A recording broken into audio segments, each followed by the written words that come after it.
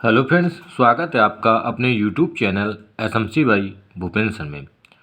आज हम आप लोगों को क्लास 9th के ज्यामिति के क्वेश्चंस बताएंगे। आप लोगों ने 20 इंपॉर्टेंट क्वेश्चन कर लिए हैं, उसके आगे आपको 21 नंबर से आपको कराना है। और ये चैप्टर नंबर 6 है, रेखाएं और कोण, मतलब लाइन और एंगल चैप्टर दिया है। और ये क्वेश्चन जो हैं बहुत ही इंपॉर्टेंट हैं।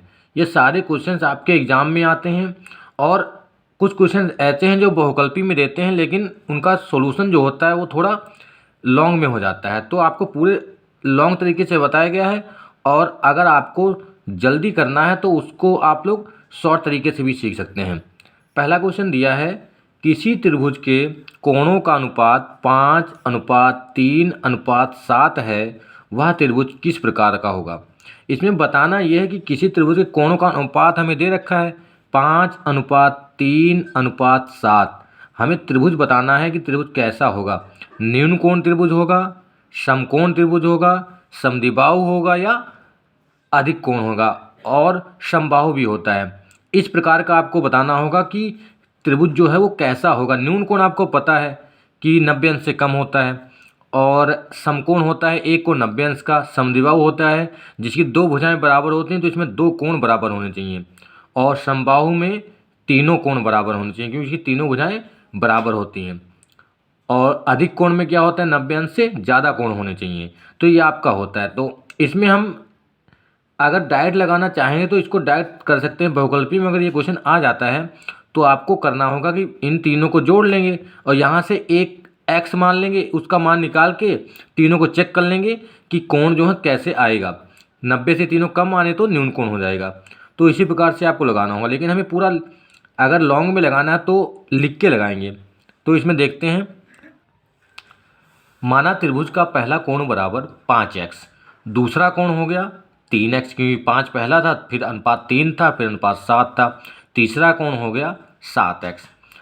हमें पता है कि त्रिभुज के तीनों कोणों का योगफल 180 अंश होता है, क्योंकि त्रिभुज में 3 कोण होते हैं।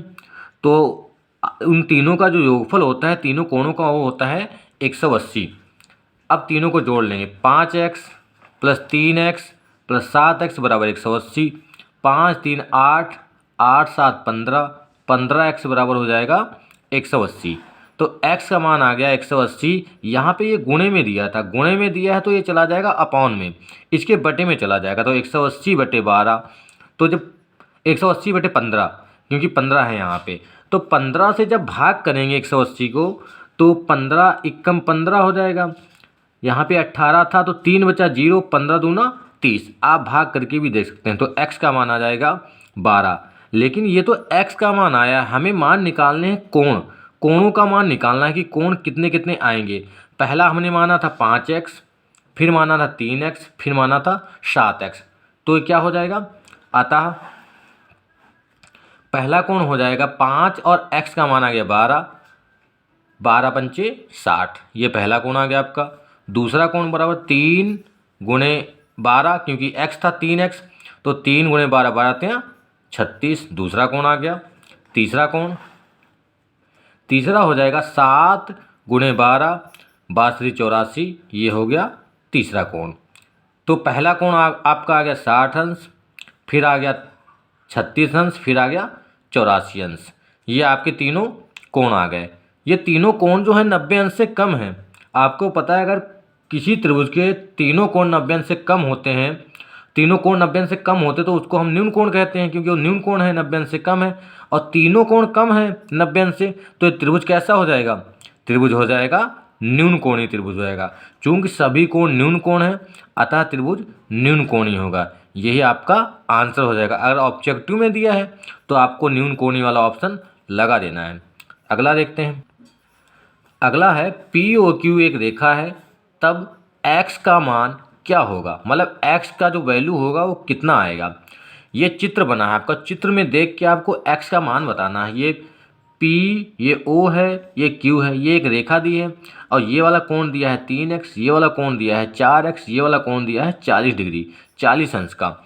और आपको पता है, अगर कोई एक सरल रेखा है, सरल रेखा में जो ये इतना कोण होता है एक तरफ का, तो ये होता है 180। अगर हम घूम जाते हैं, पूरा एक साइकिल पूरा हो जाता है तो वो होता है 360, क्योंकि ये 180 हो गया, ये भी 180 हो गया, 180 180 हो जाएगा 360। तो यही यहाँ पे लिखा गया है। चूंकि पी ओ क्यू एक सरल रेखा है तो इनका कोणों का योगफल कितना होगा 180। तो ये हो गया 40 प्लस 4x प्लस 3x, ये होगा 40 प्लस 4x प्लस 3x, इन तीनों का मान हो गया 180। तो 4x और 3x हो गया 7x, 40 को उधर भेज दिया तो 180 माइनस का 40, जब पक्षांतर करेंगे तो ये प्लस का उधर जाएगा माइनस का, अगर माइनस का होता उधर जाता प्लस का। तो 7x बराबर 180 से 40 घटाएंगे 140, तो x का मान हो जाएगा 140, और यहाँ पे गुणे में 7 था, बटे में चला गया, 7 से जब 14 को भाग करेंगे 2 आएगा, 0 हो जाएगा, 140 को 20 आ गया, तो x का मान आ गया 20 अंश। बहुत ही सिंपल तरीका है, बहुत अच्छा सवाल है। अगला क्वेश्चन है, x का मान ज्ञात करना है। ये चित्र बना हुआ है, इसमें हमें x का मान बताना है। ये 50 अंश दिया है, ये x दिया है, ये पॉइंट जो है वो O है। चूंकि कोण BOC, अगर दो तिर्यक रेखाएं एक दूसरे को काटती हैं तो उसके आमने सामने के कोण होते हैं बराबर, क्योंकि ये शीर्षाभिमुख कोण होते हैं। क्या होते हैं? शीर्षाभिमुख कोण। और ये वाला कोण इसके बराबर होगा, ये वाला कोण इसके बराबर होगा। तो ये हो जाएगा कोण BOC बराबर कोण, ये होता है कोण, आपको ऐसे देखना होता है, कोण B जो बीच में है O पॉइंट OC, तो ये वाला कोण हो जाएगा BOC बराबर कोण A, ये A है, OD, तो ये वाला कोण हो जाएगा बीच का कोण। ये 50 अंश है तो x का मान भी कितना होगा 50। या आपको दूसरे तरीके से करना है तो क्या हो जाएगा, आपको पता है कि ये जो रेखा है AO, यहाँ पे लिख सकते हैं, चूंकि AOB क्या है, एक सरल रेखा है, एक सरल रेखा है। और अभी आपको बताया है मैंने कि अगर कोई भी सरल रेखा है उस पर कोण जो बनेगा ये पूरा वो 180 का बनेगा। तो ये कोण AOD यह है 50, कोण BOD यह है 180। तो ये BOD निकालना है, अगर ये हमें 50 और ये भी 50 हो जाएगा, अगर ये निकालना है तो कैसे निकालेंगे, तो BOD के बराबर हो जाएगा 180, और ये 50 प्लस का है उधर जाएगा माइनस का, तो ये हो जाएगा BOD बराबर 180 से 50 घटाओगे 130, तो ये होगा आपका 130। और अगर ये 130 है तो ये भी कितना होगा, शीर्षाभिमुख होता है भाई, तो ये हो जाएगा आपका 130। तो यही आपका आंसर जाएगा। अगला क्वेश्चन है, 70 अंश का संपूरक कोण ज्ञात कीजिए। 70 अंश का संपूरक कोण बताना है आपको कि 70 अंश का संपूरक कोण क्या होता है। संपूरक कोण पहले होता क्या है, संपूरक कोण ऐसा कोण होता है जिनका दो कोणों का योगफल 180 अंश हो। तो आपको 70 अंश एक कोण दे रखा है, दूसरा कोण निकालना है। आपको पता है कि दूसरा कोण ऐसा होगा जो इन दोनों को जोड़ें तो 180 आ जाए, तो 180 से 70 को हम घटा दें तो दूसरा कोण आ जाएगा। तो 70 अंश का संपूरक कोण बराबर 180 माइनस 70, इसको घटाएंगे बचेगा 110, यही आपका आंसर हो जाएगा। जोड़ के देख लीजिए आप, 110 और 70 ये आ जाएगा आपका 180। अगला है,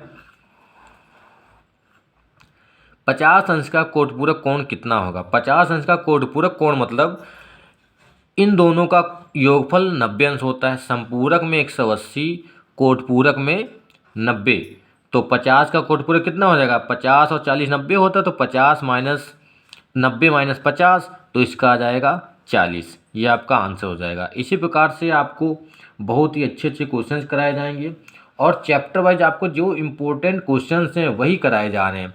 अब तक सारे शुरुआत के जो चैप्टर्स हैं उससे हम इम्पोर्टेंट क्वेश्चन करा चुके हैं 25, जो आपके प्री बोर्ड परीक्षा और जो आपका एनुअल एग्ज़ाम आने वाला है उसके लिए भी बहुत ही इंपॉर्टेंट हैं। और ये सारे क्वेश्चन बहुत बार एग्ज़ाम में पूछे जाते हैं। अगर आपको वीडियो अच्छा लगा तो वीडियो को लाइक करें और अपने दोस्तों के साथ शेयर ज़रूर करें, और चैनल पे नए हो तो चैनल को सब्सक्राइब करें। धन्यवाद।